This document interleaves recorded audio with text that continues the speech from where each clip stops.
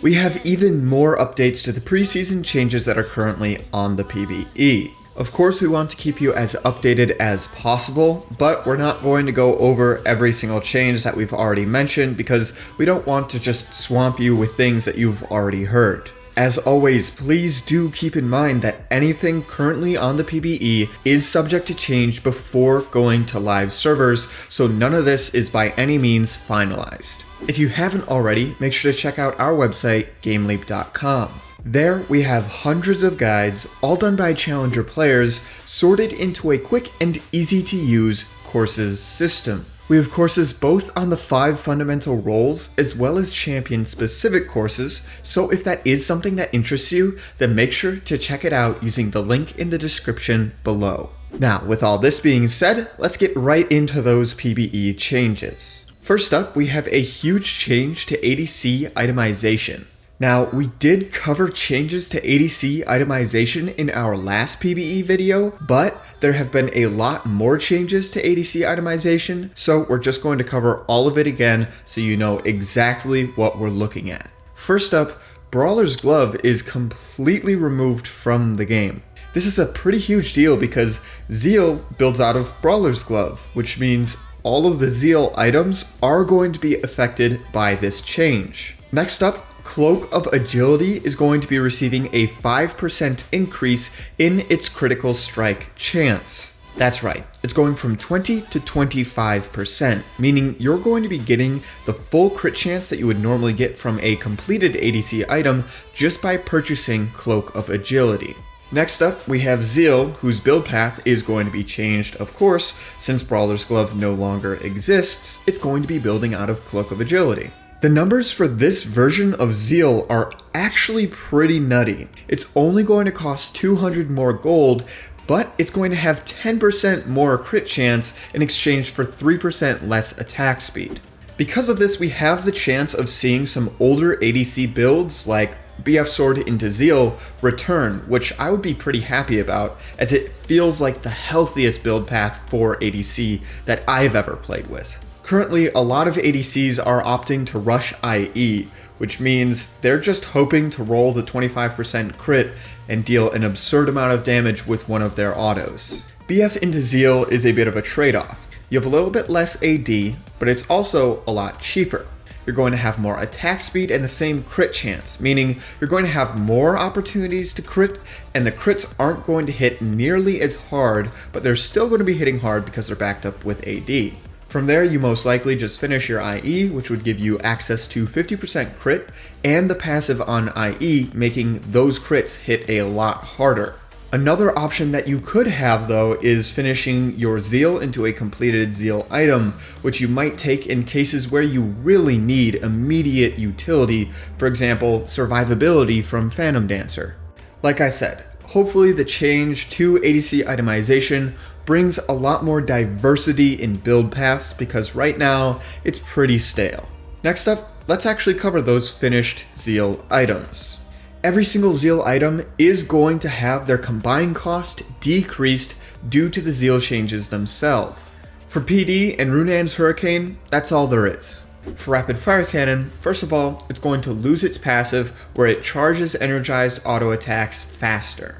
On top of that, the energized damage on the empowered auto from Rapid Firecannon is going to be changed from 60 to 140 to 120 at all levels. Finally, we have Static Shiv. Shiv, just like Rapid Firecannon, is having its energized damage changed from 60 to 140 to 120 at all levels. Stormazer is going to be the last ADC item receiving changes, which are going to be geared towards having it be built a lot more often. It's going to cost a little bit more, it's going to give a little bit less AD and attack speed, but it's now going to give crit chance, which it didn't have before.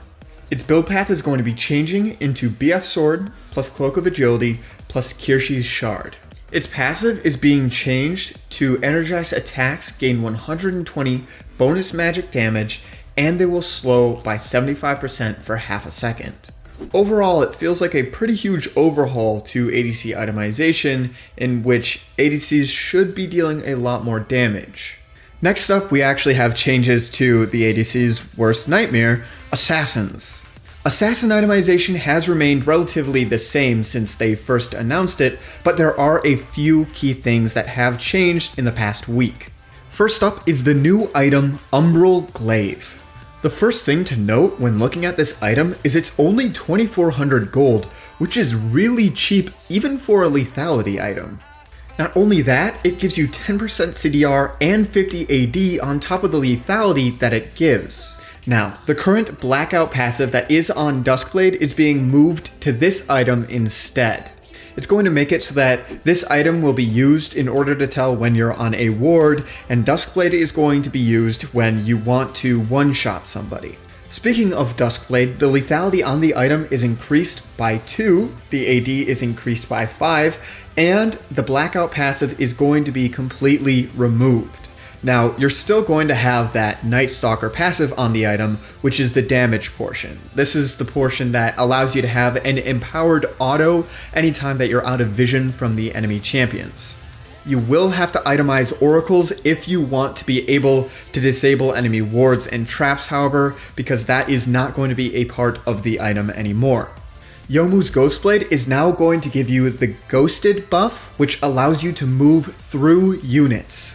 This is actually a massive deal because it allows you to just walk through complete minion waves instead of being forced to walk all the way around them.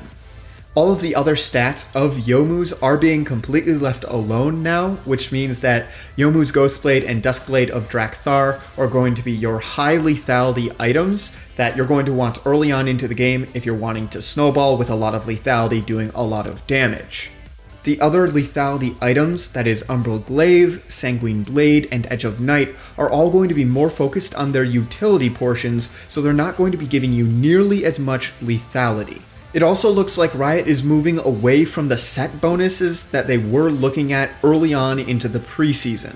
While set bonuses were a unique idea to help control the amount of lethality available to you in a game, it's probably much better to just balance each item individually so that each one is balanced in it of themselves. We've received a little bit more information on the updated keystones as well. For the new Conqueror, basic attacks or spells that deal damage to an enemy champion will grant 2 stacks of Conqueror for 8 seconds. You're going to be getting 2 to 5 adaptive force per stack, and it's going to be stacking up to 10 times. But ranged champions are only going to be getting 1 stack per auto. This text alone is very reminiscent of Fervor of Battle, which was a very popular rune back when we still had it. However, the next part is new. When it's fully stacked, Conqueror is going to heal you for 15% of the damage that you deal to champions. Now, we do currently have healing on this version of Conqueror, but we also have true damage. Instead of the true damage, you're going to be healing a whole lot more. Essentially, this makes the new version of Conqueror into Fervor of Battle on steroids. Finally, we've got the new keystone, which is going to be called Prototype Omni Stone. They were calling this Kaleidostone for a while, but it seems as though they've swapped it to Prototype Omni Stone with the same functions, just a different name. They've also clarified that if your champion doesn't have a way to proc Aftershock, then you will not be getting that from this rune. That is just about all that we have for you for today's video on the upcoming changes for the preseason. Preseason is set to go live in about a week or so this will probably be our last update unless Riot does put something big onto the PBE in between now and then. Don't worry, as soon as preseason lands, we're going to be going over everything again, just so you guys know exactly what is hitting the live servers. We're also going to be updating any of our guides that become outdated due to any of the changes that do happen during the preseason. Speaking of guides, if you haven't already, make sure to check out our website, GameLeap.com. There we have hundreds of guides, all done by challenger players, sorted into a quick and easy to use courses system.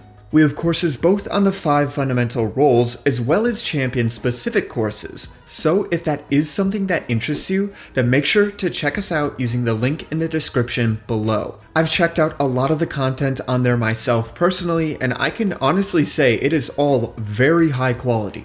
If you're looking for a learning tool to help you break free of your rank, our website is your one-stop destination. As always, I'm Panther, I hope you learned something valuable, and I will see you in the next one.